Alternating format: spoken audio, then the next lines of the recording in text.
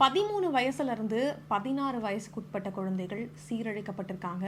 அதுவும் 1000த்திற்கும் மேற்பட்ட குழந்தைகள் இதில் இருக்காங்க அப்படிங்கிறது தான் பெரிய ஆச்சரியத்துக்குரிய ஒரு விஷயமா இருக்குது. எவ்வளோ கொடுமைகள் அவங்களுக்கு நடந்திருக்கும், என்னென்ன விஷயங்களில் வந்து அவங்க இருந்திருப்பாங்க, ஒரு ஃபைல்குள்ளே இவ்வளோ பண்டல் பேப்பர்ஸ்குள்ளே வந்து இவங்களுடைய விஷயங்கள்லாம் வெளியே வருது அப்படின்னா, இது யோசிக்கக்கூடிய ஒரு விஷயமா தான் இருக்குது. அதுவும் இதில் வரும் பணக்காரர்கள் மட்டும்தான் சம்மந்தப்பட்டிருக்காங்க அப்படின்னும் பொழுது இன்னுமே இதை வந்து தீவிரமாக பார்க்கணுன்னு தான் சொல்லலாம். இவங்க எல்லாருமே அதிகார வர்க்கத்தில் உட்கார்ந்துருக்க ஒரு மான்ஸ்டர்ஸ் அப்படின்னு சொல்லலாம்.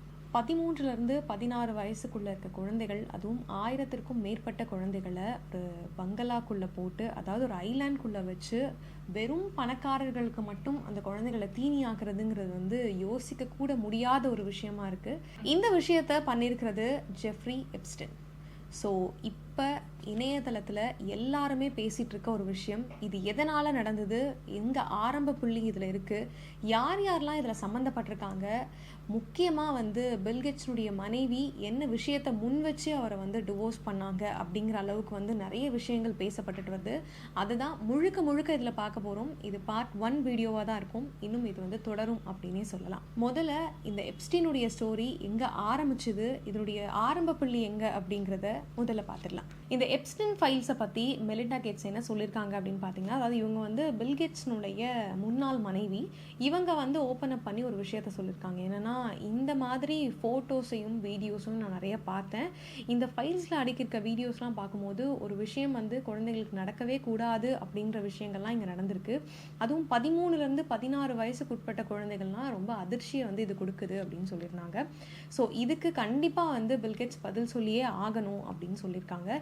இதுக்கு உரிய தண்டனையுமே வந்து யார் யார் கொடுக்கணுமோ அவங்களுக்குலாம் கொடுத்து தான் ஆகணும் அப்படின்னு சொல்லியிருக்காங்க. பில்கேட்ஸ் தான் இதில் இருக்காரா, இல்லை வந்து பில்கேட்ஸை வந்து நம்ம உயர்ந்த இடத்துல பார்த்துட்ருக்கோம், அவர் இதுக்குள்ளே எப்படி வந்தார், இவங்க கூட யார் யாரெல்லாம் இருக்காங்க அப்படிங்கிறது தான் பெரிய ஷாக்கிங்கான நியூஸாக இருக்குது.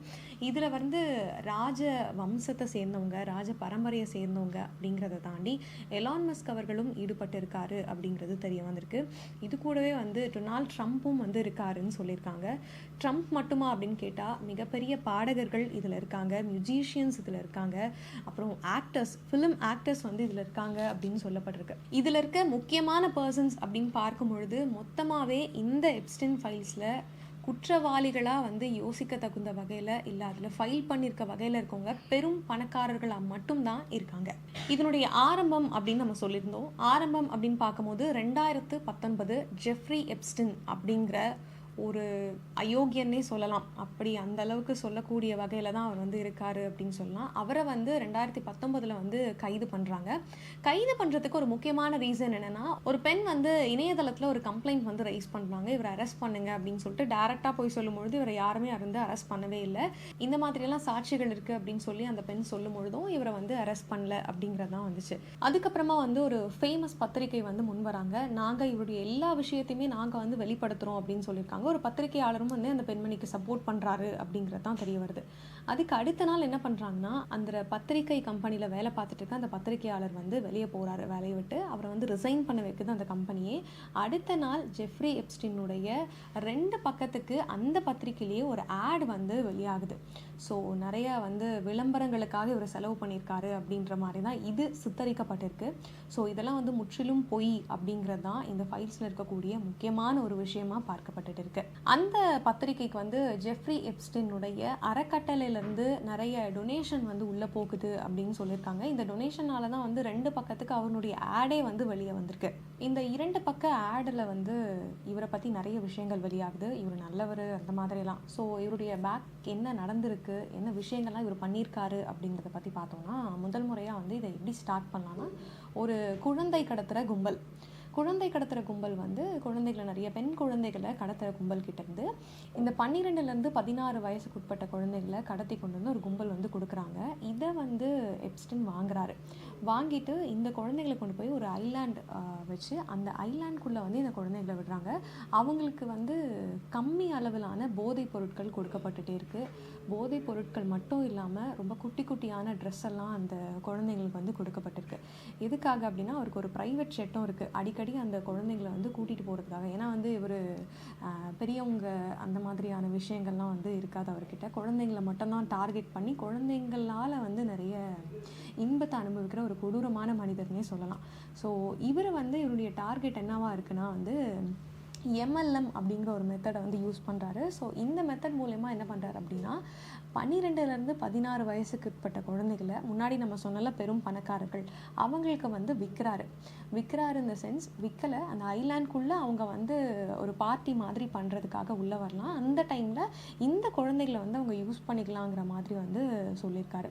ஸோ இந்த ஐலாண்டுக்குள்ளே வந்து அவர் இந்த குழந்தைங்களெல்லாம் வச்சுட்டு, அதாவது இந்த குட்டி குட்டி குழந்தைகளுக்கு நிறைய கஷ்டங்களை வந்து கொடுத்துருக்காங்க. அதில் இருக்க ஒவ்வொரு பர்சனுமே வந்து இப்போது அந்த ஃபைல்ஸில் இருக்கவங்களாம் பேசியிருக்காங்க. என்ன பேசியிருக்காங்கன்னா, நானுமே வந்து இதில் ஒரு பார்ட்டாக இருந்திருக்கேன், நான் இவ்வளோ கஷ்டங்களை அனுபவிச்சிருக்கேன் அப்படிங்கிற மாதிரி ஒவ்வொருத்தருமே வந்து இப்போ பேசியிருக்காங்க.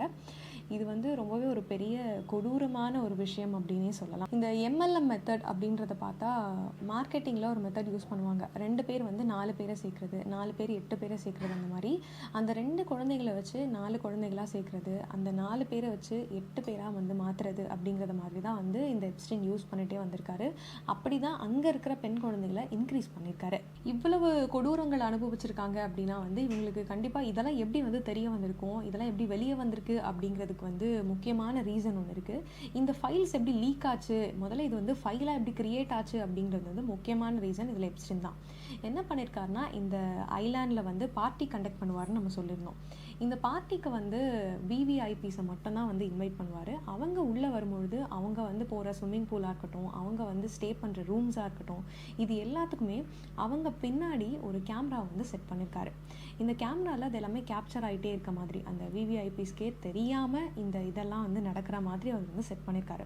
பிகாஸ் நாளைக்கு இது ஒரு பெரிய பஞ்சாயத்தாக வந்து நின்னா இதெல்லாம் வந்து யூஸ்ஃபுல்லாக இருக்கும் அப்படின்னு சொல்லி முன்னாடியே அவர் கணிச்சு தான் இந்த விஷயங்களை அவர் பண்ணியிருக்காரு. ஸோ ஒரு குழந்தைக்கு இப்படியும் நடக்குமாங்கிற மாதிரி நிறைய முக்கிய புள்ளிகள்லாம் அதில் இருக்காங்க. ஸ்டீஃபன் ஹாக்கிங்ஸ்னுடைய ஃபோட்டோஸ் வந்து இதில் வெளியாகிருக்கு. ட்ரம்ப்புடைய வீடியோ ஒன்று வெளியாகி பயங்கர வைரல் ஆகியும் இருக்குது. ஸோ இதில் வந்து பிரதமர் நரேந்திர மோடியும் வந்து ஈடுபட்டு இருக்காரு அப்படின்னு சொல்லி ஒரு விஷயம் முன்வைக்கப்பட்டிருக்கு. உண்மையிலேயே பிரதமர் நரேந்திர மோடியோட பேர் இதில் இருக்கா அப்படின்னு சொல்லி கேட்டால், இதில் வந்து பார்லிமெண்ட்டில் ஆப்போசிட் பார்ட்டியாக இருக்க ராகுல் காந்தி வந்து சொல்லியிருக்காரு, இதில் வந்து பிரதமர் மோடியோட பேரும் இருக்குது அப்படின்னு சொல்லிட்டு, இதுக்கான ஆதாரங்களுமே எங்ககிட்ட இருக்குது அப்படின்னு சொல்லியிருக்காங்க. இந்தியாவை வந்து அமெரிக்கா கிட்ட விற்கிறதுக்காக தான் இந்த மாதிரியான விஷயங்களை பண்ணிட்டு இருக்காங்கன்னு சொல்லி இந்த கேஸ் ஆனது இப்போ கொஞ்சம் திசை திரும்பி இருக்கு. ஸோ இந்த கேஸ் வந்து அமெரிக்காவுக்கிட்ட விற்கலை அப்படின்றத தாண்டி மோடி எதுக்காக இதில் இன்க்ளூட் பண்ணாங்க, மோடி இதுக்குள்ளே வர்றதுக்கான ரீசன் என்ன, ஸோ எதோட இதை கனெக்ட் பண்ணுறாங்க அப்படிங்கிறத நெக்ஸ்ட் வீடியோவில் பார்க்கலாம்.